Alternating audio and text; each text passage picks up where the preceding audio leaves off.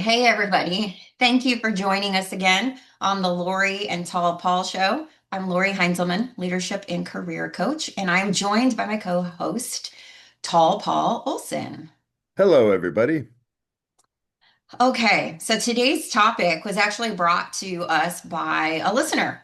So I'm excited because it's a topic that was suggested to us from one of our listeners, and it's about how do you handle difficult people in the workplace?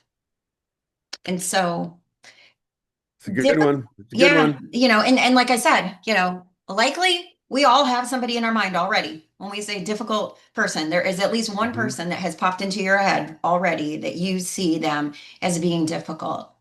But then I thought more about it and it's like, well, what does difficult really mean? Like, what's that context in Mm-hmm. difficult? So I think we got to define that a little bit from like our own perspective and then That's kind a of good go, point. Yeah, that's a good point. 'Cause like you said, everybody probably comes up with the person.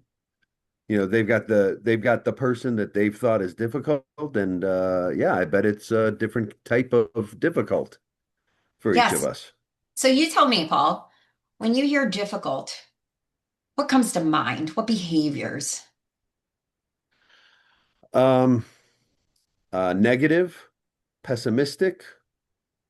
Um, that person who's always yeah, shooting down, the approach or shooting down the idea and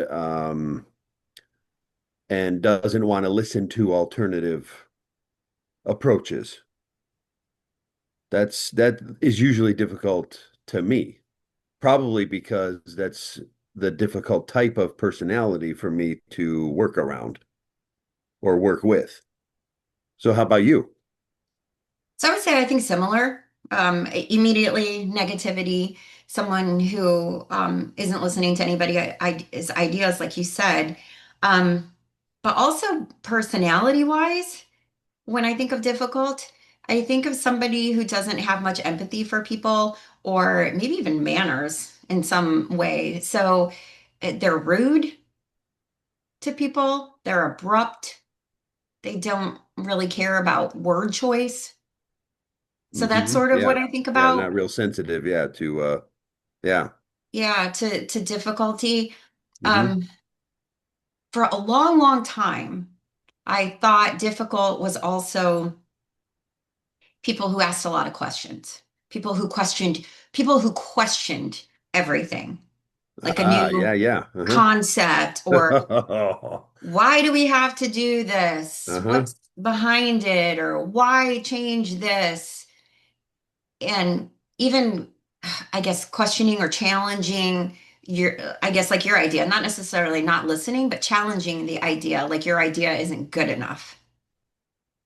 That strikes a chord with me because I had back in the day, I was working at a company and I'm always free. Well, I've been better. I've been less this way recently, basically since that incident, but I'm still pretty much that way. But I used to be very much very, very open about all of my thoughts. And at first, the company was like for the first year, my bosses at the company were like, "Oh, this is great. We really like the way you challenge us. You're always asking, is this the best way?" And blah blah blah. And then it all switched. Then they got tired of it. And they were like, "Can't you just go along?" So I became that difficult person that you're talking about, always questioning. And at first they thought it was great, or they told me they thought it was great, but it really wore on them. So And then let I me turned into ask the you, difficult person. as the person who people perceive as the difficult one, because they're hmm always questioning, does this make sense? Did you realize Whoa, that? I'm a floating head. Oh, I gotta turn the light back on. Okay. That was crazy. Oh my As gosh. the bodiless haunting head. So funny. Oh, okay. So being that person, the challenging one, Hmm. from your perspective, before you were given that feedback, would you say you felt you were being that way? No, Like, not at all. okay. No, Wh- not at all. I thought that I was bringing up good questions for everybody to consider. And I wasn't doing it to be difficult. I wasn't doing it to be contrary.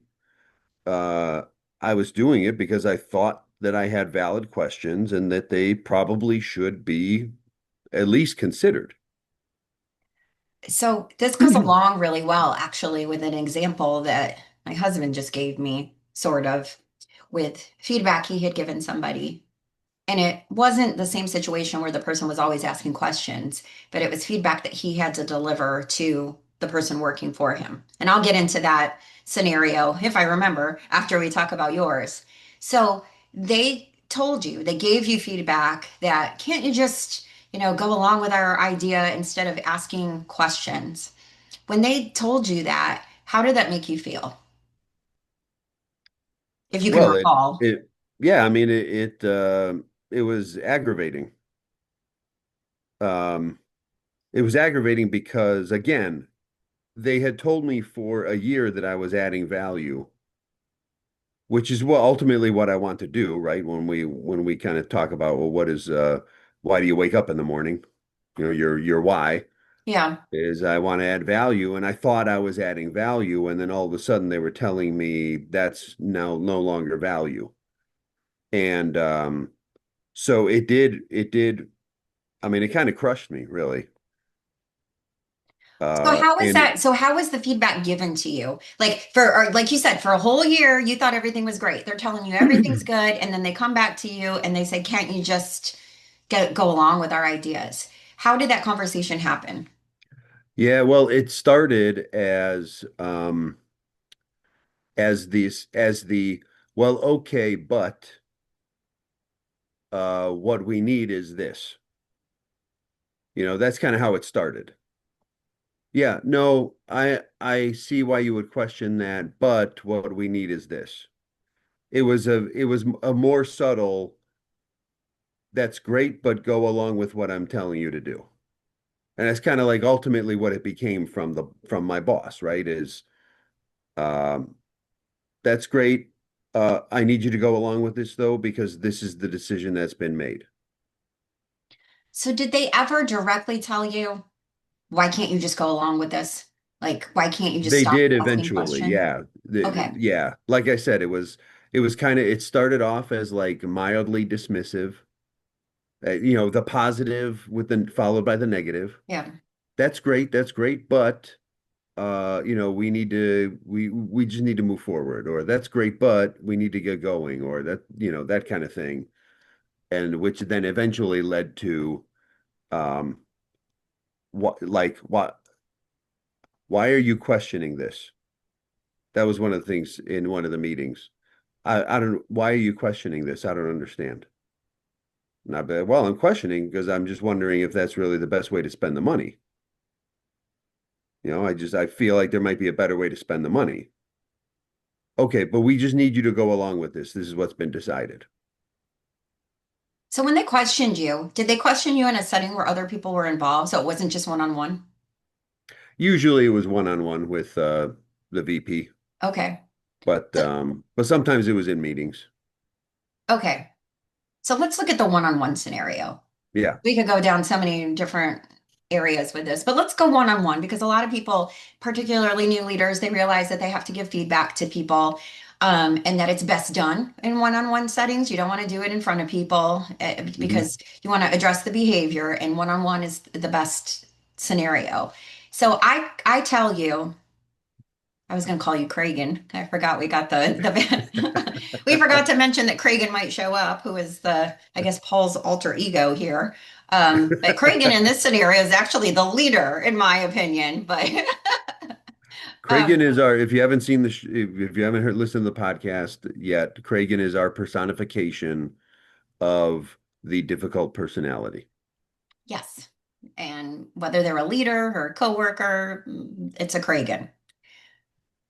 So let's look at it from this perspective, Paul. So you're the difficult person, you're challenging, you're the one who's always questioning everything. And then I have a conversation with you and I say, hey, Paul, I really appreciate that you ask questions. You want us to really make sure that we're doing the right thing before we move forward and make a decision. But it's getting to the point where it's stopping us from moving forward with our business. And there are times where we just need you to move forward and stop questioning. Because when you question, it makes us feel like you don't trust our judgment. It makes us feel like you don't trust the company or what we're trying to deliver. So this is what I say to you. How would you feel and how would you maybe respond to that? Yeah, so at the time I was a director, so my response would be, so as the director of my department, um, part of my duty, like I have a fiscal responsibility to the company as the director. So when I'm bringing this up, I'm bringing it up from that perspective. And I feel like I should express when I have concerns about the financials of my department because it affects the company. So I understand the idea of wanting to move forward, and this is what I ultimately said. I understand that's the idea, like you don't want to be stalled, but aren't financial decisions important enough to stall if there's a valid perspective that maybe we need to rethink something? Like maybe there needs to be more discussion. Isn't that valid? Like from the role that I play? It just feels like sometimes you ask questions, you say this to me and that you're questioning because of the financial piece of it, but a lot of times it feels like you're undermining what I've decided or what we've decided to do. And your continued asking questions makes me look bad in front of our team, our customers. That's how it feels. That's how it comes across. So how, how would you prefer that I express my concerns? I would prefer that you come to me one on one and that we talk about it, but then also understand that there are times when we do have to move forward due to timing or customer delivery, or maybe we've already had a discussion somewhere else. And I know it doesn't matter what you say, even if it's money driven, that this decision has already been made and we don't have that time to really consider everything. So sometimes questions are appropriate, other times they're not so much. And I just need you to respect when I ask that we move forward with our decision. So you said sometimes it's valid a question, sometimes it's not. Sometimes you just need to move forward. So how am I supposed to know when those moments are? Good question. And since I'm not the VP in real life, I can't probably put real world scenarios to this, but that is a good question to ask from the employee side if you're the Mhm. one that's having this conversation. Because also, like to our listeners, I could be seen as the challenging leader because I don't want to listen to your ideas. Going back to something that we both said was considered difficult, right? You don't want to hear Right. me. You don't want to hear my opinion. I'm not involved in any of the decisions. And so I could be seen as the difficult leader because I don't care about your input. And I once told you, hey, it's great that you're challenging our new ideas and you have this great perspective. And then all of a sudden I've pivoted. Like Right. I've done a 180, 360, whatever. I don't know if I turn back around and I'm like just a different person. But now I've become that challenging leader who you can't get them to listen to anything or they won't listen to your opinion. Yeah, So that was actually like a great exchange because I'd be curious to know people listening who they felt was the difficult one in that. I'm sure some of them will think it was me and some will think it was you, right? Um, and to clarify, I didn't handle it that well in that moment. What I ended up saying is this was so close to how it went, actually. And when at one point you said, I just need you to, sometimes we just need to move forward, you know? My response at the time was, so you just want me to be a yes man? I can tell you that would have been my response at some time in my life, and maybe not that diplomatic. Yeah, yeah. And so that's what got me in trouble. So you just Right? want me to be a yes man then? You know, Yes. like I'm trying to do my job. I'm trying to do what I'm supposed to do in this role and be, you know, responsible. And you're telling me, well, sometimes we need to make faster decisions. And when you question you know, financial moves, you slow things down. And we don't need to be slowed down right now. We need to make faster decisions. Well, okay. So then that just means it, whatever you think is the dominant thing, and that's what we're going to move forward with. And I just need to say yes to it and just Yeah, so move why am I forward with a here? positive attitude and be happy about it. Yeah. Right. I have no value. No one's going to listen to me anyway, and all we care about is being fast and delivering something, even if it's crap. And this is how you get disengaged employees, right? Is because then someone like me goes, okay, I guess they're sick of me making sure that we're financially responsible in our decisions. And so I guess I won't be anymore. And they can deal with it, right? And that is connected to, because I know one of the things that we both brought up that I know a lot of other people have experienced or will think of as difficult is people that don't listen to them, whether it's a Right. coworker, it's the people that work for them, or it's their leader. Many times it's somebody who's in a leadership role that just won't listen to our idea or our perspective. And that can be super challenging. But what happens, the ramifications is that disengaged employee or more Hmm. than one disengaged employee, and then how that shows up to leadership. Clearly, how it shows up to leadership is people are suddenly quiet, they're not speaking up Yep. in meetings. They're no longer bringing you new ideas. And in this day and age, with all this different innovation and how do I stay on top and be better than the rest of the people, you Hmm. need your team to bring Right. those new ideas. And if you deliver too fast and just keep going, you deliver something that's crap, where the leader that took the time to listen to his people may have a better product, even if it takes 6 weeks longer to launch. And Right. when you have a disengaged team, I mean, tell me what that looks like. Like you said, oh, they just want me to say yes. So then how does it impact your work and your motivation? Well, yeah, yeah. I mean, you stop caring to a certain extent because you were just told that you're caring too much. And so the opposite of that is to not care so much, right?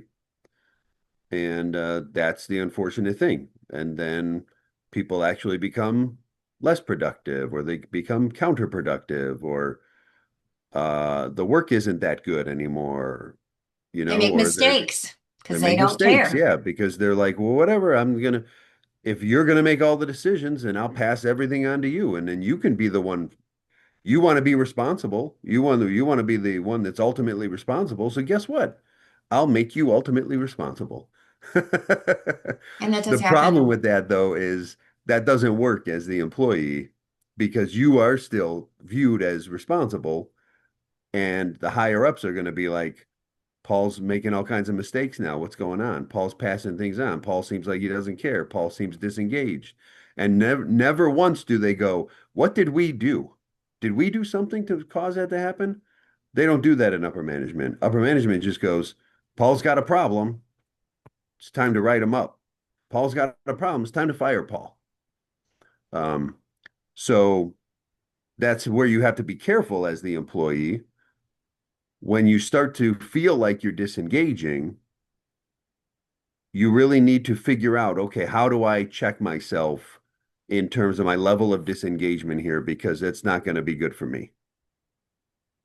But looking at this from the IO lens, that from as the IO psychologist, looking at the work environment, the culture that that creates when Yeah. you no longer listen to the people you consider difficult.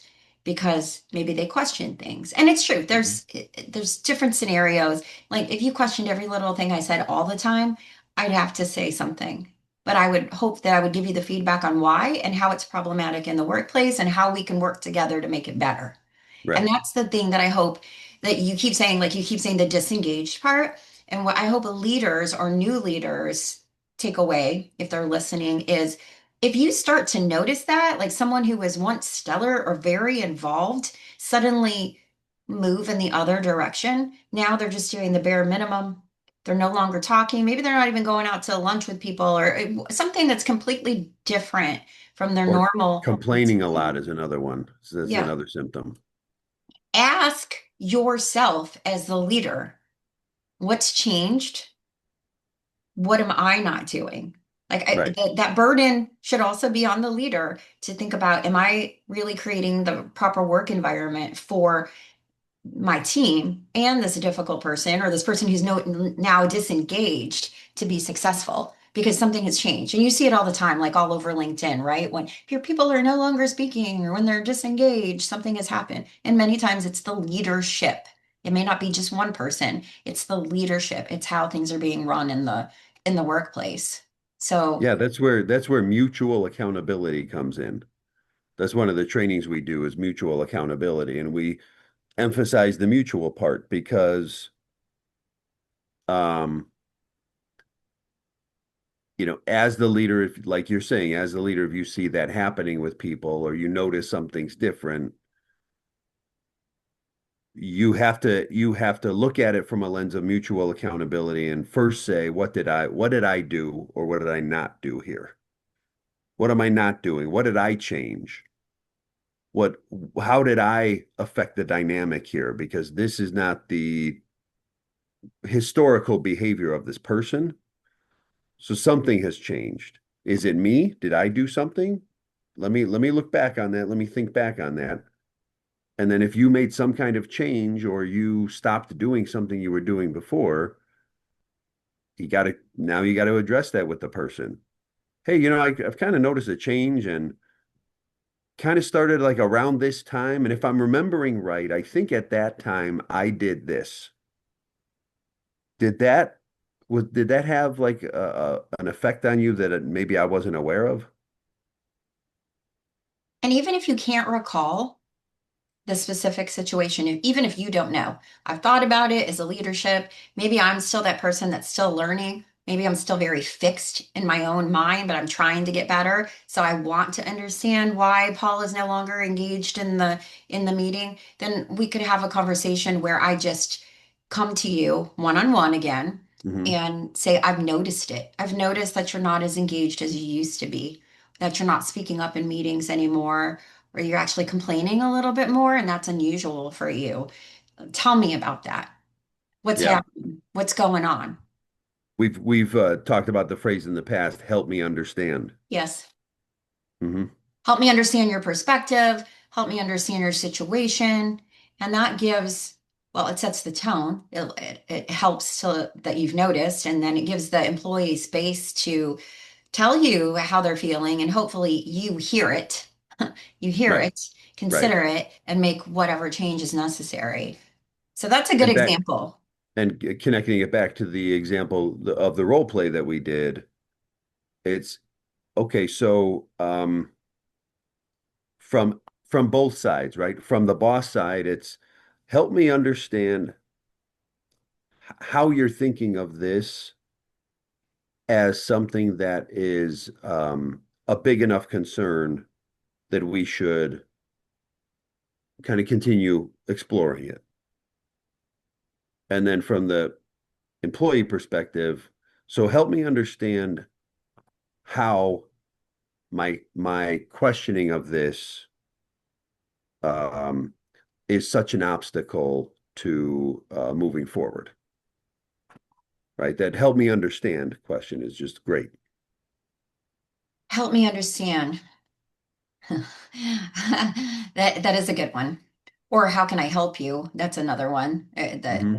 fits in, but how can I help? Help me understand. So I want to kind of keep talking about that one, the questioning thing, because I know that's important and it doesn't just happen between employee and leadership, it happens a lot between coworkers or within teams.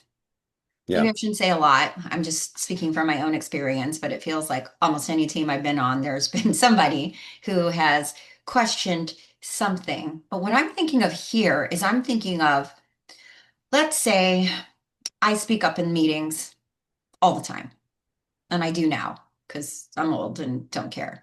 So let's say I speak up. Well, because when I was younger, a younger employee, I was different, right? I didn't have a lot of the information or the experience that I know now, which is why I say that. Now I'm very comfortable and have the confidence to speak up and ask the questions or even say, I don't know, where a lot of Hmm. people can't say that. Like, I don't know what that stands for, or I have no idea what you're talking about. Could you explain that to me, please? But so let's say I'm very verbal in the meetings, and you're also in the meetings and you're pretty verbal, and we both have ideas pretty often. But when you speak up, and other people speak up too, let's say there's five of us in this setting. When other people speak up and say their ideas, I listen to them. I listen to them. I seem to be open to the ideas, whether I say, yeah, let's do that or not. But when you speak up as my peer or coworker in this setting, let's say we're project related and you speak up, I question your idea all the time. Hmm. I always question your idea, but I don't question anybody else's because a Yeah. lot of people feel singled out. So I'm always Hmm. questioning you. So one, how would that make you feel if I was that coworker that I was like, well, Paul, why do we have to do that? I don't understand why we have to design it and make it red when everything else has been blue up to this Right. point. Hmm. So I'm Oh, yeah. questioning. How would that Oh, make yeah. you feel? After every meeting, I'd be like, oh, hold on, floating head again. Hold on, I'm getting there.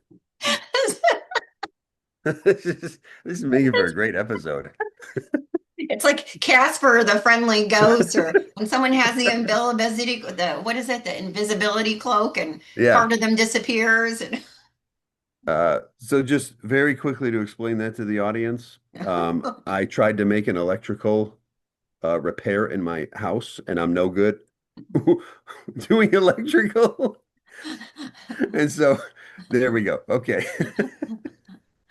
Um, okay, so I would leave every meeting going, oh my gosh. I mean, what is her problem? Because every time we meet about something, she's always questioning me, like I don't know what I'm talking about, or like she knows better. so you would leave the meeting obviously annoyed, Right. aggravated with me. Would you ever consider that I'm singling you out? Would that cross your mind? Oh, sure. Of course it would. Yeah. It's always me. Why is it me? Like Dave brought something up. She wasn't questioning him all about it. Wanda brought something up. She didn't question her all about it. She's only questioning me about it. So how would you handle that? Or what are some like for just you're off the top of the head, what do you think you could and it can be your natural gut reaction, how you think you would handle it if I'm just like, Paul, why do you always, have these crazy ideas? So okay, so um so I would try to diplomatically in a non-emotional moment, I would try to approach you and say, "Hey, can we talk about something?"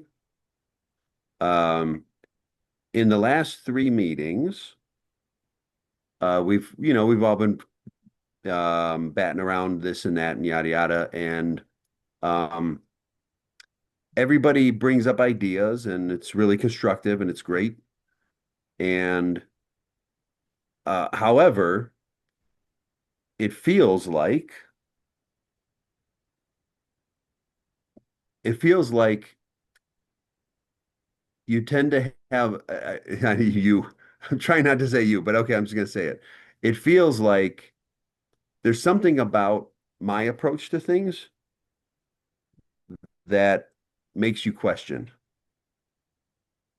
And it doesn't seem like it's the way with other people's ideas. It just seems to be mine. And which makes me feel really singled out.